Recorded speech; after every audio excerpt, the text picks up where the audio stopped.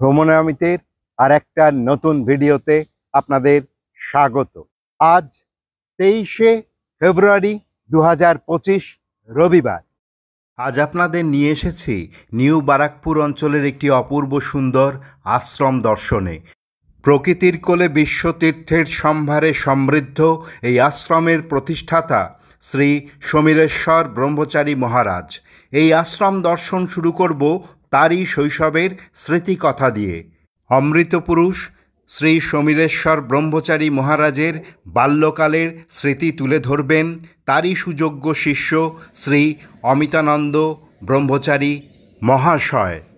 ওনার আবির্ভাব কলকাতার মুরারিপুকুরে। বাবা মায়ের নবম সন্তান। পিতা গিরীন্দ্রনাথ ব্রহ্মচারী, মাতা আশালতা দেবী। বাংলাদেশের কোটালীপাড়ার পশ্চিমপাড় গ্রামে ওনাদের পূর্বপুরুষের নিবাস। সেখানে 7 পুরুষ আগে একজন উপনয়নের পরে আর ডন্ডি ভাঙেননি এবং তিনি লোকসমক্ষেও আসেননি, সূর্যের মুখ দেখেননি। সেই থেকে সেই বাড়ি ব্রহ্মচারী বাড়ি নামে পরিচিত হয়। উনি এই পাশের শশীভূষণ বিদ্যাপীঠে প্রাথমিক শিক্ষা নিয়েছেন, তারপরে মাইকেলনগর শিক্ষা নিকেতনে তিনি পড়েছেন। প্রথাগতভাবে 8ম শ্রেণী অবধি উনি পড়াশোনা করেছেন এবং ক্লাসে প্রথম স্থান অধিকার করতেন। কিন্তু তিনি ওই ক্লাসে যখন শিক্ষকরা পড়াতেন দেখতেন যে তিনি মায়ের মূল ছবি আঁকছেন, বিভোর হয়ে গেছেন। পরবর্তীতে তার অনেক শিক্ষকই তার শিষ্যত্ব গ্রহণ করেছে। যখন ঠিক বাচ্চারা মায়ের কোলে আদর খায়, শুনলে আশ্চর্য লাগবে, ঠিক সেই ছোট্ট বয়সে 4 বছর বয়সে তিনি এই বিশ্ব সেবাশ্রম সংঘ প্রতিষ্ঠা করেন। ওই বয়সেই নিজের হাতে মায়ের মূর্তি তৈরি করতেন, পুজো করতেন। তা দেখে আশেপাশের প্রতিবেশীরা তার কাছে আসতে লাগলো। সেই ঘটনা শুনে দূর দূরান্তের লোকরা আসতে চাইত। তারা তার কাছে ভবিষ্যতে চলার পথের উপায় পেতে থাকলেন এবং তিনি ধীরে ধীরে সাধারণ থেকে ঠাকুর সমীরেশ্বর নামে সবার কাছে পরিচিত হলেন। যে দিব্যপুরুষের ঔরসে এবং যে দেবীর গর্ভে লালিত হয়েছেন মহামানব শ্রী সমীরেশ্বর ব্রহ্মচারী মহারাজ, তাদের প্রণাম জানিয়ে আজ বিশ্ব সেবাশ্রম সংঘ দর্শন শুরু করব। আপনারা এখন দেখছেন পিতা গিরীন্দ্রনাথ ব্রহ্মচারী এবং মাতা আশালতা দেবীর একটি মন্দির। এখন আপনারা দেখছেন পঞ্চমুণ্ডির আসন। এখানে বসেই শ্রী সমীরেশ্বর ব্রহ্মচারী মহারাজ তপস্যা করেছিলেন। মাত্র 7 বছর বয়সে তিনি এখানে বসেই তপস্যায় সিদ্ধি লাভ করেন।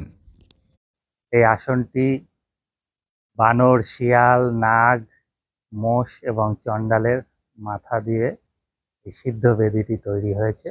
পঞ্চমুণ্ডির আসনের ঠিক পিছনে রয়েছে দুর্গা মন্দির।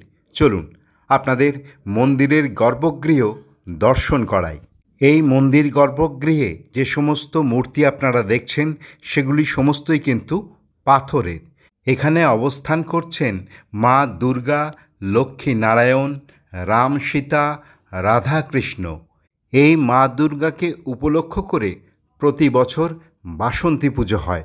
এছাড়া এই গর্ভগৃহে আছেন কৈলাসেশ্বর মহাদেব। তার বিশেষ বিশেষত্বের কথা আপনাদের জানাই। এই কৈলাসেশ্বর মহাদেব, যেটি অন্যদিন কাউকে স্পর্শ করতে দেওয়া হয় না, শিবরাত্রির দিন এবং নীল ব্রতের দিন যারা ব্রত করেন শুদ্ধাচারে তাদেরকে জল অর্পণ এবং স্পর্শ করার দুর্লভ সৌভাগ্য প্রদান করা হয়। এখন আপনাদের নিয়ে এসেছি শ্রী সমীরেশ্বর মহারাজের আরাধ্যা দেবী বিশ্বমাতা মন্দিরে। এখানে দেবী কালীকে কেন বিশ্বমাতা বলা হয় তার ইতিহাস জেনে নেব। বিশ্বমাতা নামকরণের একটি ছোট্ট ইতিহাস আছে। পূজ্য শ্রী সমীরেশ্বর ব্রহ্মচারী তাদের পূর্বপুরুষের মুখে শুনিয়েছে যে উনি শ্রী রামচন্দ্রের বংশধর। যদিও এর কোনো প্রামাণ্য লিখিত তথ্য নেই, কিন্তু পূর্বানুক্রমে সেই কথা আমরা শুনে এসেছি। অযোধ্যা থেকে একদল মিথিলা হয়ে পূর্ব ভারতের তৎকালীন বাংলাদেশের ফরিদপুর জেলার পশ্চিমপাড় গ্রামে বসবাস শুরু করেন। রামচন্দ্রের আরাধ্যা দেবী ছিলেন কিন্তু শ্রী শ্রী বিশ্বমাতা দক্ষিণা। তাই তিনি মায়ের নামকরণ করেছেন শ্রী শ্রী বিশ্বমাতা। আমাদের অমাবস্যার দিন মায়ের বিশেষ পুজো হয় এবং এই মন্দির যখন প্রতিষ্ঠা হয়েছিল জগন্নাথ দেবের স্নান যাত্রার দিন, সেই দিনও সারা রাত ধরে মায়ের বিশেষ পুজো হয়। তা বাদে প্রত্যেক দিন নিত্য ভোগ হয় এবং সকালে 9টার সময় মায়ের পুজো হয়।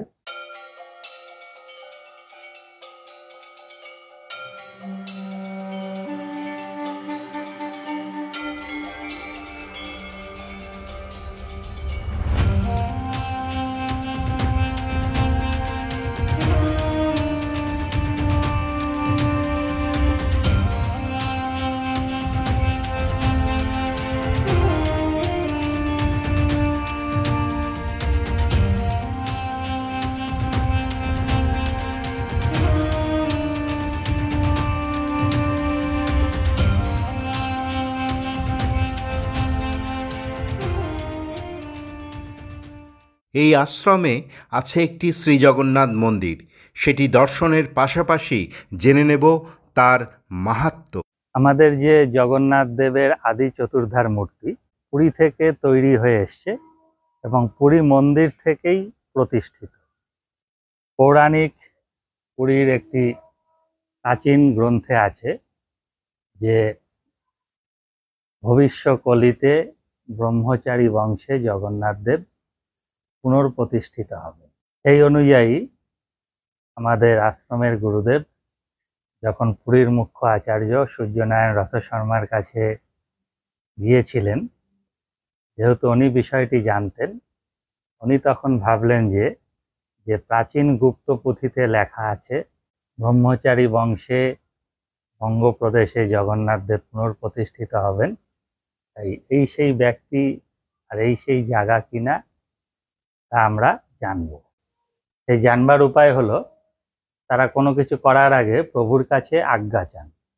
নির্দিষ্ট পুজো পাঠের পরে যখন আজ্ঞামালা হাত থেকে খুলে পড়বে তখন তারা ভাববেন যে সেই মত এবং পথের সঙ্গে প্রভুর আজ্ঞা আছে।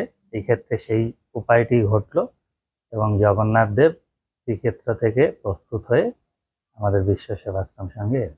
বিশ্ব সেবাশ্রম সংঘ কেন বিশ্ব তীর্থ তার একটি বড় উদাহরণ এখন আপনাদের দেখাবো।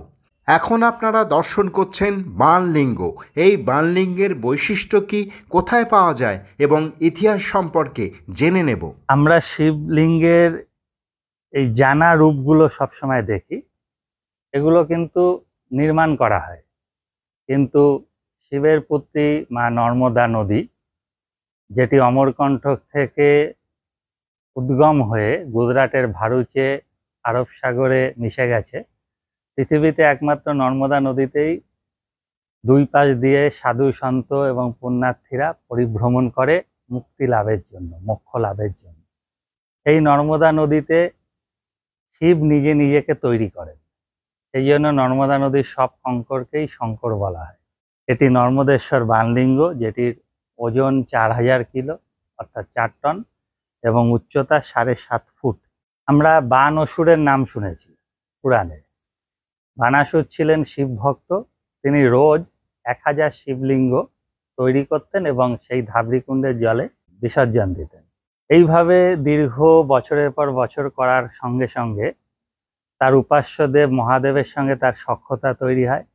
একদিন তিনি একটু হালকা ছলেই বললেন যে রোজ রোজ এরকম তোমার 1000 রূপ নির্মাণ করতে করতে আমার হাত ব্যথা হয়ে যায়, আমি আর পারবো না। তখন মহাদেব ভক্তের ইচ্ছাকে প্রাধান্য দিয়ে বললেন, ঠিক আছে, তোরা তৈরি করতে হবে না, তুই যেখানে আমাকে রোজ বিসর্জন দিস সেখানেই আমি নিজেই নিজেকে তৈরি করব। আর এই লিঙ্গের কোনো প্রাণ প্রতিষ্ঠা করতে হবে না, এই লিঙ্গ যারা পুজো করবে তারা অভীষ্ট লাভ করবে। সেই থেকে ধাবড়িকুণ্ডে যেই লিঙ্গ তৈরি হয় তাকেই বাণলিঙ্গ বলা হয়। এই শিবভূমিতে রয়েছে একটি রুদ্রাক্ষ গাছ। চলুন আপনাদের সেই রুদ্রাক্ষ গাছ দর্শন করাই। আমরা এখন রুদ্রাক্ষ গাছের তলায় রয়েছি। রুদ্রাক্ষ রুদ্রের অক্ষ অর্থাৎ মহাদেবের চোখের জল থেকে সৃষ্টি হয়েছিল। মহাদেবের যেখানে যেখানে অবস্থান সেখানেই একমাত্র রুদ্রাক্ষ গাছ হয় এবং সেই গাছে ফলও হয়। আপনারা দেখবেন যে এই গাছে প্রচুর ফল এখন গাছ ধারণ করে আছে। আপনার রুদ্রাক্ষ গাছের নিচে যদি দেখেন, দেখবেন নর্মদেশ্বর লিঙ্গ রয়েছে। নর্মদা নদী থেকে যে পাথরগুলো আনা হয়েছে, কারণ শাস্ত্রে বলে নর্মদা তটের হর কঙ্করই শঙ্কর। এই সমস্ত কিছু শ্রী সমীরেশ্বর ভক্ত সাধারণের জন্য এনেছেন। আপনারা দেখতে পাচ্ছেন রুদ্রাক্ষ গাছ, আর আমার এই রুদ্রাক্ষ গাছের ফলগুলো দেখে কিন্তু ভীষণ ইচ্ছে হচ্ছিল যদি একটা পাওয়া যায়। একটা রুদ্রাক্ষের সন্ধান পেয়ে গেছি, আর সেটা পড়ে রয়েছে মাটিতে, আপনাদের দেখাই। তো এই রুদ্রাক্ষ আমি পেলাম এবং আমি সঙ্গে নিলাম শিবভূমি থেকে। এই স্মৃতি এবং যদি বলি ঈশ্বরের আশীর্বাদ, সেটা আমি সঙ্গে নিয়ে যাচ্ছি। আর আমার সকল দর্শকদের এই রুদ্রাক্ষ দর্শন করিয়ে চেষ্টা করছি তাদেরকেও ঈশ্বরের আশীর্বাদ পৌঁছে দিতে। এবার আপনাদের এক বটবৃক্ষের দর্শন করাবো, যা এসেছে কুরুক্ষেত্রের পুণ্যভূমি থেকে। এই যে সুন্দর একটি বটবৃক্ষ রয়েছে এখানে রুদ্রাক্ষ গাছের নিচে, এটি কিন্তু একটি খুব মাহাত্ম্যপূর্ণ বৃক্ষ। কুরুক্ষেত্রের যুদ্ধের সময় ভগবান শ্রীকৃষ্ণ বট অশ্বত্থ গাছের নিচে রথ স্থাপন করে অর্জুনকে যে গীতার উপদেশ প্রদান করেছিলেন। আপনারা কেউ কুরুক্ষেত্রে গেলে সেই গাছ, যেটিকে জ্ঞানবট বলা হয়, সেই স্থান যেটিকে জ্যোতিশ্বর বলা হয়, সেটাকে দর্শন করতে পারবেন। যেহেতু বট অশ্বত্থ মরে না, তাদের শাখা থেকে যায়, আমাদের আনন্দময় দিব্যপুরুষ সংঘের প্রতিষ্ঠাতা বিশ্ব জনকল্যাণের জন্য ভক্তদের সেই তীর্থের স্পর্শ লাভ করানোর জন্য সেই গাছের চারা এনেছেন এবং সেই গাছটি এতটা বড় হয়েছে। এখন আপনারা দর্শন করছেন বিশ্ব সেবাশ্রম সংঘের ব্রহ্মকুণ্ডের অপূর্ব দর্শন। এই সরোবরকে কেন ব্রহ্মকুণ্ড বলা হয় তা জেনে নেব শ্রী অমিতানন্দ ব্রহ্মচারী মহাশয়ের কাছ থেকে। এটা বিশ্ব সেবাশ্রম সংঘের ব্রহ্ম সরোবর। এখানে সারা পৃথিবীর সনাতনী যত পবিত্র তীর্থ আছে, সেই তীর্থের জল বিশ্ব সেবাশ্রম সংঘের প্রতিষ্ঠাতা আনন্দময় দিব্যপুরুষ পূজ্য শ্রী সমীরেশ্বর ব্রহ্মচারী নিজের হাতে এনে ঢেলেছেন। এবং এই জল ঢালার যে পরম্পরাটা ভক্ত এবং তার অনুগামীদের মধ্যেও প্রচলিত হয়ে গেছে, তাই সবাই সারা পৃথিবীর যে সমস্ত সনাতনী হিন্দু তীর্থে যান, সেখান থেকে তারা নিজেদের সামর্থ্য মতো সাধ্যমতো জল এনে নিজেরাই এই ব্রহ্ম সরোবরে অর্পণ করেন। এই যে মহাকুম্ভ চলছে, যত ভক্তরা গেছেন তারা ড্রামে ড্রামে এনে ঢালছেন। কারণ এখানেই ওনার দিব্যতা, যে উনি এই ধারণাটাকে সবার মাঝে পৌঁছে দিয়েছেন যে বিশ্ব সেবাশ্রম সঙ্গে এসে সবাই সারা বিশ্বের স্পর্শই লাভ করতে পারে। আপনারা ভ্রমণামিতের সাথে বিশ্বমাতা এবং বিশ্বমাতার মন্দির দর্শন করেছেন। এখন সামনে যে মন্দিরটি দেখছেন, এখানেই আগামী দিনে বিশ্বমাতার আগমন ঘটবে। নির্মীয়মান এই মন্দিরটি এখন আপনাদের ঘুরে দেখাবো। আমরা এখন রয়েছি নির্মীয়মান শ্রী শ্রী বিশ্বমাতা মন্দিরের সামনে।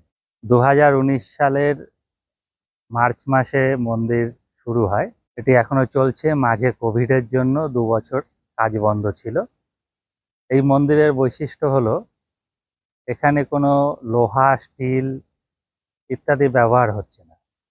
সম্পূর্ণ পাথরের ওপর পাথর সাজিয়ে এই মন্দির তৈরি হচ্ছে। এই পাথরটি আসছে রাজস্থানের বংশী পাহাড়পুর থেকে, স্যান্ডস্টোন। এই পাথরেই কিন্তু রাম মন্দির নির্মাণ হয়েছে এবং মন্দিরের যে স্থাপত্য শিল্পী সোমপুরা, তারাও এই রাম মন্দিরই নির্মাণ করেছেন। সারা পৃথিবী জুড়ে যত সম্পূর্ণ পাথরের মন্দির তারা বংশ পরম্পরায় তৈরি করেন। মন্দিরটি কিন্তু বিশ্বকর্মার স্থাপত্য বিদ্যা অনুসারে তৈরি হচ্ছে।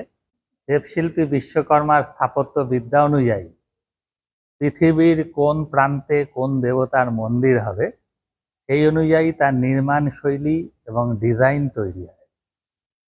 এই মন্দিরটি লুপ্ত কলা লতিন নাগরশৈলী ঘরানায় তৈরি হচ্ছে, যা পূর্ব ভারতে সর্বপ্রথম প্রযোজ্য। আমরা জানি প্রাচীনকালে যে সমস্ত মন্দির তারা রাজন্যবর্গ, জমিদার, রাষ্ট্রশক্তির সহায়তায় তৈরি হচ্ছে। সাম্প্রতিক যে রাম মন্দির, সেটিও কিন্তু রাষ্ট্রশক্তির সহায়তায় তৈরি হচ্ছে। কিন্তু বিশ্ব সেবাশ্রম সংঘের প্রতিষ্ঠাতা আনন্দময় দিব্যপুরুষ পূজ্য শ্রী সমীরেশ্বর এই বিশেষ দুরূহ এবং দুঃসাহসিক কাজটি হাতে নিয়েছেন। তিনি একক প্রচেষ্টায় ভক্তজনের সহায়তায় এই সম্পূর্ণ পাথরের মন্দির নির্মাণ করছেন। আমাদের আশা আগামী 1 বছরের মধ্যেই নির্দিষ্ট শুভ তিথি নক্ষত্র দেখে এই মন্দির জগৎ কল্যাণের জন্য উৎসর্গীকৃত হবে। নির্মীয়মান মন্দির আপনারা দেখলেন। এখন আপনাদের নিয়ে এসেছি শ্রী সমীরেশ্বর মহারাজের আর্ট গ্যালারিতে। এখানে সম্পূর্ণ মন্দিরের রেপ্লিকা আপনারা এখন দেখছেন। শ্রী সমীরেশ্বর মহারাজ শুধুমাত্র একজন ধর্মগুরু বা আধ্যাত্মিক পথপ্রদর্শক নন, পাশাপাশি তিনি একজন সুদক্ষ ভাস্কর শিল্পী, সঙ্গীত ও চারুকলার দক্ষ এক স্রষ্টা। এই আর্ট গ্যালারিতে যে সকল ভাস্কর্য ও চিত্র দেখছেন তা সমস্ত তার সুনিপুণ শিল্পদক্ষতার প্রকাশ। আপনারা যখন বিশ্ব সেবাশ্রম সংঘ পরিদর্শনে আসবেন তখন অবশ্যই এই আর্ট গ্যালারিতে আপনারা আসবেন এবং শ্রী সমীরেশ্বর মহারাজের যে সমস্ত শিল্প সৃষ্টি রয়েছে তার রসস্বাদন করবেন। এবার আপনাদের জানাবো বিশ্ব সেবাশ্রম সংঘের প্রাণপুরুষের দর্শন পাবেন কিভাবে। শ্রী সমীরেশ্বর মহারাজের সাক্ষাৎ এবং দর্শন পেতে আমাদের পৌঁছতে হবে বিশ্বমাতা মন্দিরে। আপনারা এই মন্দির আগেই দেখেছেন, আর এই মন্দিরের নিচে রয়েছে একটি কক্ষ। সেই কক্ষে বসেই শ্রী সমীরেশ্বর মহারাজ তার ভক্তদের সঙ্গে দেখা করেন এবং নাম গানে মেতে ওঠেন।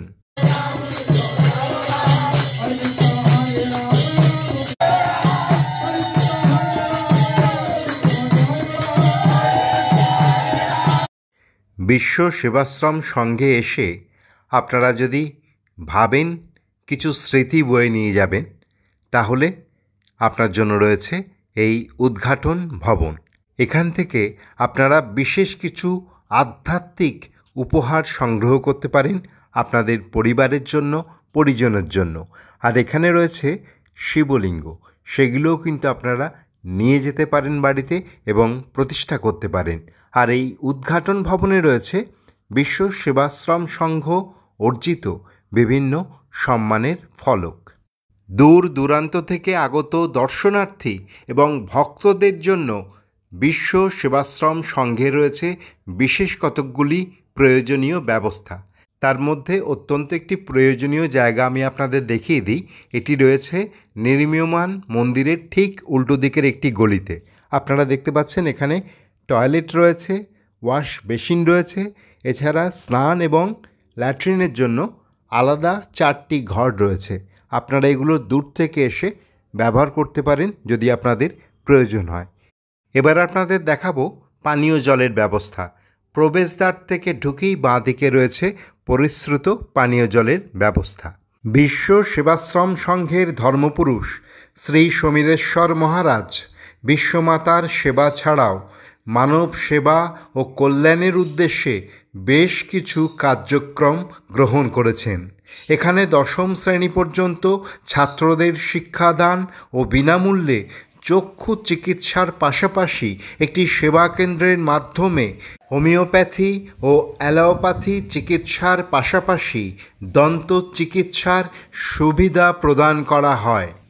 ভ্রমণামিতের এই ভিডিও দেখার পর যারা বিশ্ব সেবাশ্রম সংঘ দর্শন করতে আসবেন তাদের জন্য জানিয়ে দেব বিশেষ কতকগুলি তথ্য। প্রথমেই জেনে নেব মা বিশ্বমাতার মন্দির কতক্ষণ খোলা থাকে। সকাল 6টা থেকে দুপুর 12টা অবধি, বিকেল 4টে থেকে রাত্রি 8টা অবধি। আচ্ছা, এবং যে কোনো অনুষ্ঠানের সময় তখন সারা দুপুরই খোলা থাকে।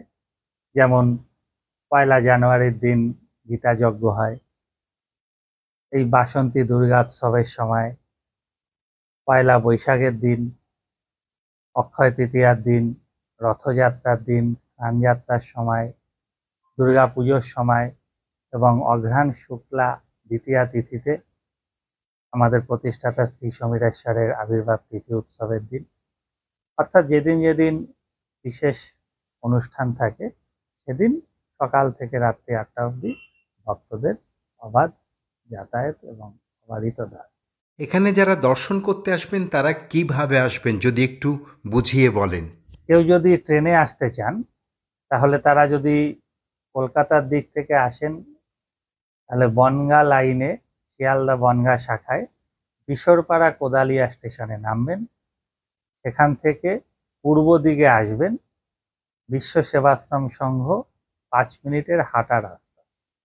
আর যদি কেউ বাসে আসতে চান তাহলে যশোর রোড হয়ে এয়ারপোর্টগামী যে সমস্ত বাস কলকাতার দিকে যাচ্ছে অথবা বারাসাতের দিকে যাচ্ছে, মধ্যমগ্রামের দিকে যাচ্ছে, সেখানে মাইকেলনগর বাস স্টপেজে নামবেন। হেঁটে আসলে 13 মিনিট লাগবে, রিক্সা, টোটো, অটোতেও চলে আসতে পারে। যে সমস্ত ভক্ত বা দর্শনার্থী শ্রী সমীরেশ্বর ব্রহ্মচারী মহারাজের দর্শন পেতে চান তাদের ঠিক কী করণীয় একটু যদি গুছিয়ে বলেন। যারা পূজ্য গুরুদেবের দর্শন লাভ করতে চান, উনি যেহেতু তার সেবামূলক কাজ এবং অন্যান্য ধর্মীয় কাজে সারা বিশ্বময় ঘুরে বেড়ান, তাই তার দর্শন লাভের জন্য নির্দিষ্ট সময়সূচি মেলে আসলে তাদের ফিরে যেতে হবে না।